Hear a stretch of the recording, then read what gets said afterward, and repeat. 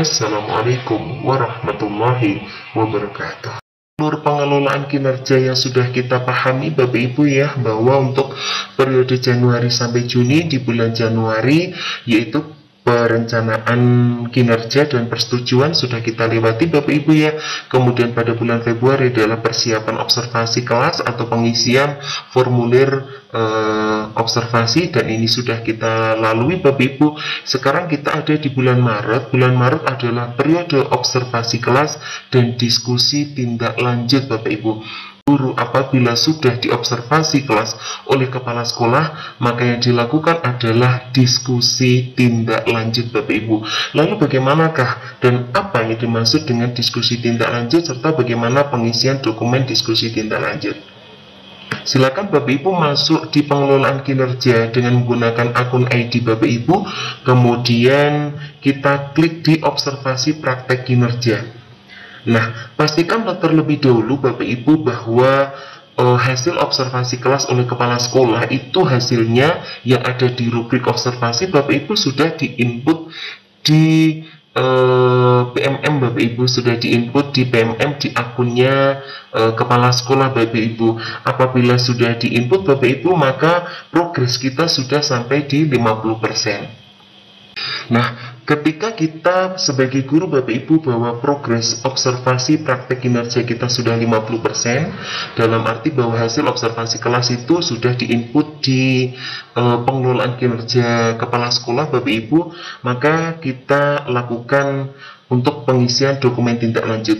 Sekali lagi, setelah kita masuk akun kita Bapak Ibu di pengelolaan kinerja PMM, kita klik cek langkah observasi, kita klik. Nah, kita sudah masuk Bapak Ibu. Nah, seperti ini dokumen persiapan sudah kita isi Bapak Ibu ya di bulan Februari kemarin. Kemudian ini tanda centang di sini bukti bahwa kita sudah diobservasi. Yang berikutnya, langkah berikutnya adalah kita isi dokumen tindak lanjut. Nah, refleksi dan diskusi dengan atasan untuk mengisi dukungan yang dibutuhkan.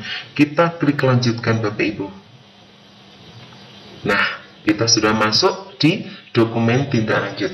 Jadi terkait dengan pertanyaan bahwa apakah yang harus dilakukan seorang guru setelah diobservasi kepala sekolah, yang harus dilakukan seorang guru adalah diskusi dengan pimpinan Bapak Ibu atau dengan kepala sekolah terkait dengan pengisian dokumen tindak lanjut ini Bapak Ibu. Dokumen tindak lanjutnya ini. Mulai dari sini dulu. Ini adalah cek rating observasi Bapak Ibu ya. Ini sesuai dengan yang diinput oleh kepala sekolah. Nah, terkait dengan kita lanjutkan nanti pembahasan dengan pengisian dokumen tindak lanjut, kita lanjutkan nanti Bapak Ibu ya. Apabila kepala sekolah memberikan nilai kepada seorang guru di 3 fokus perilaku itu dengan rating dilakukan tapi belum efektif di ketiga-tiganya. Ini ketiga-tiganya kan sudah dilakukan dan efektif Bapak Ibu ya. Misal kepala sekolah memberikan rating penilaian dilakukan tapi belum efektif di ketiga-tiganya, maka apakah itu berarti nilai seorang guru itu tidak baik atau berarti baik? Nah, kita bisa perhatikan di sini Bapak Ibu, perlu diperhatikan bahwa rubrik observasi hanya ditujukan untuk membantu atasan ketika observasi berlangsung dan tidak menjadi penilaian akhir kinerja. Jadi Bapak Ibu tidak perlu mencemaskan apapun rating penilaian kepala sekolah terhadap observasi kelas kita di rubrik penilaian.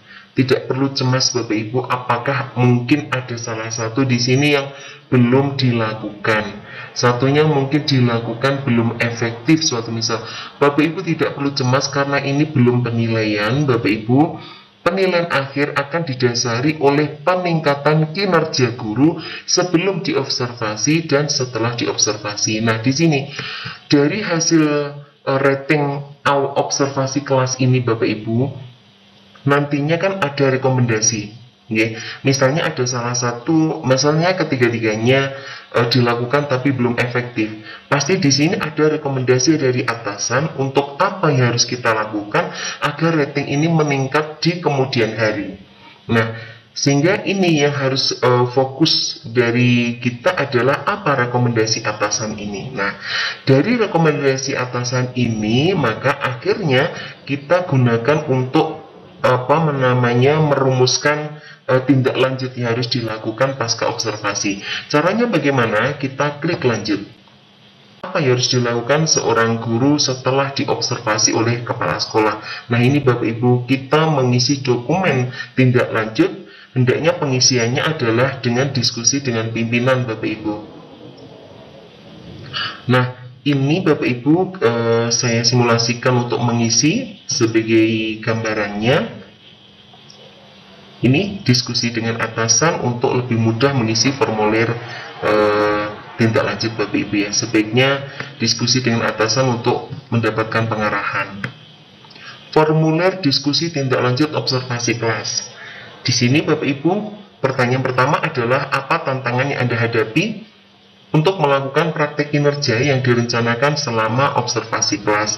Ini adalah refleksi bagaimana proses pembelajaran itu kita laksanakan. Bagaimana berlangsungnya pembelajaran kita tadi selama diobservasi oleh pimpinan. Nah, ini Bapak Ibu, silakan ditulis di sini Bapak Ibu. Silakan ditulis di sini. Apa yang sudah Bapak Ibu lakukan, apa yang belum, kemudian tantangannya apa, sehingga tantangan ini tantangan yang mana, yaitu tantangan yang tertulis di tadi Bapak Ibu, sehingga kepala sekolah memberikan suatu rekomendasi. Nah, itu pasti ada sesuatu kekurangan yang itu merupakan tantangan tersendiri, sehingga perlu Bapak Ibu ceritakan di sini kenapa. Misalnya Bapak Ibu ya, misal Bapak Ibu, untuk saya rekomendasinya adalah misal, hendaknya penjelasan materi yang sudah terstruktur dan logis itu tetap melibatkan partisipasi peserta didik secara lebih optimal. Berarti Bapak Ibu ada catatan bahwa hendaknya ke depannya bahwa ketika saya melakukan pembelajaran di mana saya sudah mampu memenuhi fokus perilaku, mampu menjelaskan materi secara struktur dan logis, tetapi ternyata masih ada kekurangan di situ, yaitu tidak melibatkan partisipasi peserta didik secara optimal. Berarti rekomendasinya seperti ini. Nah, di sini Bapak Ibu kita ceritakan di sini kenapa itu bisa terjadi. Kita ceritakan di sini. Berikutnya Bapak Ibu, ketika Bapak Ibu menginginkan cek penilaian observasi, bisa klik di sini Bapak Ibu ya. Nah, ini adalah cek rating hasil observasi yang sudah diinput oleh kepala sekolah. Kita klik kembali. Nah, setelah ini Bapak Ibu, untuk kita bisa memenuhi rekomendasi pimpinan, misalnya di sini rekomendasi saya adalah bagaimana saya ketika menjelaskan materi yang sudah memenuhi fokus perilaku secara terstruktur dan logis, itu tetap melibatkan partisipasi peserta didik. Maka di sini pilihan belajarnya ada dua Bapak Ibu. Pilihan belajarnya, apakah Bapak Ibu memilih pilihan belajar non PMM ataukah Bapak Ibu memilih pilihan belajar di PMM. Ini opsional Bapak Ibu. Silakan Bapak Ibu memilih atau dua-duanya boleh. Misalnya Bapak Ibu memilih pilihan belajar yang Bapak Ibu kendaki sendiri, kemudian ditambah dengan memilih pilihan belajar di PMM juga diperbolehkan. Bagaimanakah cara pengisiannya? Ini Bapak Ibu. Apa tujuan tindak lanjut yang ingin Anda lakukan untuk meningkatkan kualitas praktek pembelajaran Anda? Sekali lagi fokus kepada bagaimana saya mampu meningkatkan partisipasi peserta didik ketika penyampaian materi yang sudah terstruktur dan logis tadi Bapak Ibu ya. Maka di sini tujuan tindak lanjut adalah merencanakan kegiatan peningkatan kompetensi diri dalam hal pengelolaan pembelajaran di kelas, khususnya dalam hal membangkitkan minat dan motivasi belajar peserta didik. Nah, nanti terserah Bapak Ibu tentu di dalam merumuskan tantangan ini itu sesuai menerjemahkan dari rekomendasi atasan, termasuk merumuskan tujuan tindak lanjut ini harus bersesuaian dengan rekomendasi pimpinan. Berorientasi pada melaksanakan rekomendasi dari pimpinan. Kemudian, apa upaya yang ingin Anda lakukan untuk mencapai tujuan tindak lanjut? Apa yang saya lakukan untuk saya mampu meningkatkan kompetensi diri dalam hal pengelolaan pembelajaran yang bisa membangkitkan minat dan motivasi belajar peserta didik, yakni di sini Bapak Ibu saya tulis mengkaji literatur dan juga praktik baik tentang menjaga minat dan motivasi serta konsentrasi belajar peserta didik. Nah ini. Kemudian kapan akan dilakukan aksi tindak lanjutnya? Jadi ini Bapak Ibu, kapan saya akan melakukan pengkajian literatur dan praktek baik ini kapan gitu ya. Di sini saya rencanakan bulan April 2024. Memang seharusnya dilakukan bulan April Bapak Ibu, karena dalam pemantauan KS itu April dan Mei adalah pelaksanaan tindak lanjut Bapak Ibu ya. Kemudian di akhir nanti akan ada refleksi tindak lanjut oleh kepala sekolah. Disitulah nanti Bapak Ibu kepala sekolah akan mencermati apakah ada perkembangan praktek pembelajaran Bapak Ibu. Ketika di observasi pertama diberikan rekomendasi, Bapak Ibu melakukan tindak lanjut, kemudian Bapak Ibu nanti terbukti mampu melakukan perbaikan pembelajaran. Nah, perubahan ini nanti akan menentukan penilaian apakah praktek kinerja pembelajaran Bapak Ibu itu di atas ekspektasi, sesuai ekspektasi, atau di bawah ekspektasi. Berikutnya Bapak Ibu, untuk bisa melakukan itu apa dukungan yang Anda butuhkan? Di sini saya tulis Bapak Ibu dukungannya adalah sumber daya. Ini pilihan Bapak Ibu, silahkan diklik nih ada pilihan sumber dukungnya apa yang dibutuhkan.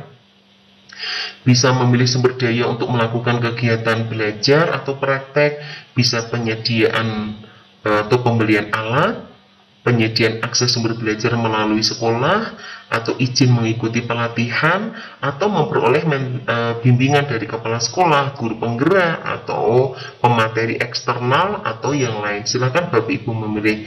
Di sini saya memilih untuk sumber daya melakukan kegiatan belajar mandiri Bapak Ibu ya, dan praktek. Nah, ini pilihan saya Bapak Ibu untuk melaksanakan rekomendasi atasan dalam hal perbaikan pengelolaan pembelajaran yang tetap fokus, mengkondisikan minat dan belajar serta konsentrasi peserta didik secara stabil begitu Bapak Ibu ya. Nah, misal Bapak Ibu juga menginginkan untuk mengisi pilihan di platform Merdeka Mengajar, diperbolehkan Bapak Ibu, ini boleh tapi bukan suatu keharusan. Pilih minimal satu tujuan tindak lanjut berdasarkan ini Bapak Ibu ya, silahkan dipilih apa tujuan tindak lanjutnya. Misalnya kita memilih yang pertama Bapak Ibu ya, instruksi pembelajaran mencakup strategi dan komunikasi untuk menumbuhkan minat dan nalar kritis. Sepertinya ini sesuai Bapak Ibu ya, karena tadi saya bicara soal minat belajar. Berarti saya memilih pilihan yang pertama ini akan sesuai sekali. Misalnya Bapak Ibu ternyata punya rekomendasinya kaitannya dengan kebutuhan belajar peserta didik, Bapak Ibu bisa memilih pilihan yang kedua. Atau misalnya rekomendasinya dan tindak lanjut Bapak Ibu ada keterkaitan dengan desain pembelajaran, silakan Bapak Ibu bisa memilih yang berikutnya. Bapak Ibu bebas untuk memilih bagian yang mana. Misalnya kita memilih pada bagian yang pertama, instruksi pembelajaran ini Bapak Ibu ya, maka kita klik di sini ada pilihannya Bapak Ibu. Silakan Bapak Ibu memilih yang mana. Apakah yang terkait dengan ide-ide praktis penggunaan alat matematika, ataukah permainan gaya numerasi, ataukah kreativitas dan inovasi. Kita bisa memilih, silahkan. Begitu pula nanti apabila Bapak Ibu memilih yang kedua, di sini juga ada pilihan. Silahkan memilih yang mana. Atau misalnya memilih yang ketiga, Bapak Ibu juga ada pilihan. Silahkan memilih yang mana. Nah, jika Bapak Ibu sudah menentukan pilihan, maka juga sama Bapak Ibu kapan itu akan dilakukan untuk Bapak Ibu belajar mandiri di PMM. Misalnya dicatat pada bulan April misal atau Mei begitu Bapak Ibu ya. Kemudian dukungannya apa untuk bisa Bapak Ibu belajar di PMM. Di sini bisa dipilih Bapak Ibu pilihannya apakah sumber daya, apakah penyediaan yang lain Bapak Ibu. Silakan apa yang dipilih. Nah,